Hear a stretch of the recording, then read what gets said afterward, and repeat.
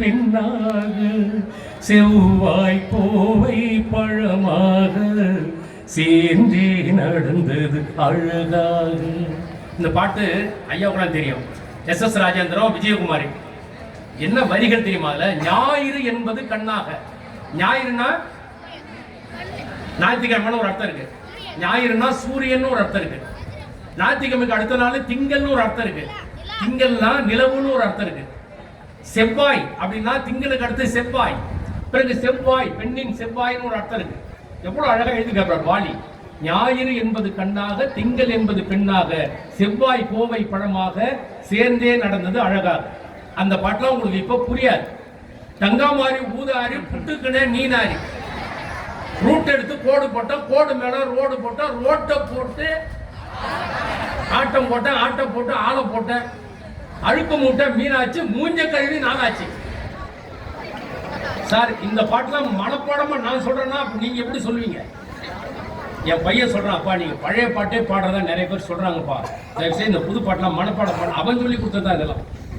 அப்படி அருமையான தத்துவ பாட்டுலாம் இந்த காலத்துல வந்துட்டு இருக்கு சார். கேட்கறதுக்கு இனிமையா இருக்கு. என்ன அழகான பாட்டு சார். ஒரு ரத்த பதிப்பு மாதிரி ஒரு பாட்டு கிடைக்குமா சார்? இவ்வளவு அருமையான பாட்டு சார். அப்புறம் காத்து மேல, காத்து கீழே, காத்து சைட்ல, காத்து ரைட்ல, வீட்டு மேல காத்து அடிக்குது, காத்து ரொம்ப நாத்து அடிக்குது, சைட்ல பார்த்தா குப்பை மேடுமா. எவ்வளவு பேர் தத்துவம் தெரியுமா? இந்த பசங்களை எப்படி வீணாக்கி வச்சிருக்காங்க சார் திரைப்பட பாட்டுல. இந்த பசங்களை ரொம்ப வீணாக்கி வச்சிருக்காங்க சார். ஆனா தமிழ் வார்த்தைகளே மறந்து போச்சு. இந்த உதித்து நாராயணன் ஒருத்தன் வந்தான், அவன் உதிக்காமலே இருந்திருக்கான். அவன் வந்து தமிழை போட்டு எவ்வளவு முடியுமோ அவ்வளவு பண்றான் வேலை. பசங்களை எது கேட்டாலும் பதில் பட்டு. ஒரு பையன் புத்திசாலித்தனமா சொன்னான் சார் பாண்டிச்சேரியில, டேய் ஆண்டவன் எலிக்கு ஏன்டா இவ்வளவு நீட்டு வாழை படிச்சான்னு. அதுக்கு அவன் சொன்னான் பார், செத்துருச்சுன்னா தூக்கி போய் போறதுக்கு சார். சார் பட்டு பட்டு பதில் அடிக்கிறானு சார். இப்ப ஒன்றும் பண்ண முடியாது அவனுக்குலாம். அந்த மாதிரி பசங்க இருக்கானுங்க.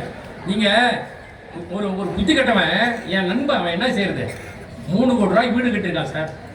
3 கோடி ரூபாய் வீடுனா நினைச்சு பாருங்க. 3 கோடி ரூபாய் திண்டிவனத்தில் வீடு கட்டினா கருகப்பிரவேசத்துக்கு அந்த பத்திரிக்கை வச்சான். போனேன் அந்த வீட்டை பார்த்து அசந்துட்டேன். 3 கோடி ரூபாய்க்கு வீடு நினைச்சு பாருங்க. 2 மாடி வீடு 3 கோடி ரூபாய்க்கு.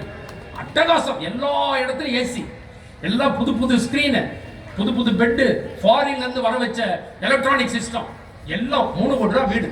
வீட்டை சுத்தி பார்க்க 1 மணி நேரம் ஆச்சு. 2000 ரூபாய் கவரில் போட்டு மொய்க்காக வச்சிருந்தேன், நண்பனுக்கு கொடுக்கலான்னு. கீழே இறங்கி வந்தா ஹாலில் உட்காந்துருந்தான். நண்பா 3 கோடி ரூபாய் வீடுடா. என் நண்பன் சொல்லிக்க எனக்கு பெருமையா இருக்கிறாங்க. ஆமாண்டா, இன்னொரு வீடு கூட கட்டுவோம்டா. எப்படிடா இவ்வளோ பண்ணல? ரியல் எஸ்டேட் பண்ணடா. சரி, ரொம்ப சந்தோஷம். வீட்டெல்லாம் பார்த்துட்டே இருந்தான், ஹாலில் உட்காந்துருந்தான். எல்லா ரூம்லையும் என்னென்ன இருக்கணுமோ அத்தனையும் இருக்கு. ஹாலில் எல்லா வீட்லையும் ஹாலில் பொதுவாக என்ன பார்க்கும், டிவி இருக்கும்ல. கரெக்ட், ஹாலில் டிவி இருக்கும்ல. அத்தனை பொருள் இருக்கு, ஹாலில் டிவி மட்டும் இல்லை. எனக்கு சந்தேகம் வந்து அவனை கேட்டேன், ஏன்பா 3 கோடி ரூபாய் வீடு கட்டிருக்க, அட்டகாசமான வீடு, எல்லா வீடு ரூம்லையும் எல்லாம் இருக்கு, ஹாலில் டிவி இருக்கணுமா, அது எங்க இல்லைன்னு கேட்டேன். அதுக்கு அவன் சொன்னான், அந்த பதிலை கேட்டா நீங்க எல்லாம் சந்தோஷப்படுவீங்க. என் நண்பன் சொன்னான், 3 கோடி ரூபாய்க்கு வீடு கட்டின எனக்கு 50,000 ரூபாய்க்கு டிவி வாங்கி வைக்க தெரியாதா? என் பெரிய பையன் +2, என் சின்ன பையன் 10th, 2 பேரும் போர்டு எக்ஸாம் படிக்கிறாங்க. டிவி வாங்கி வச்சா டிவி பார்த்து என் பிள்ளைங்க படிப்பு கெட்டு இருந்தாண்டா, நான் டிவி வாங்கி வைக்கலன்னா. நான் பயங்கரமா கையை தட்டிட்டு, சரிடா அந்த +2 10th படிக்கிற 2 பசங்களை எங்கடான்னு கேட்டேன். பக்கத்து வீட்டில் டிவி பார்க்க போகிறானு.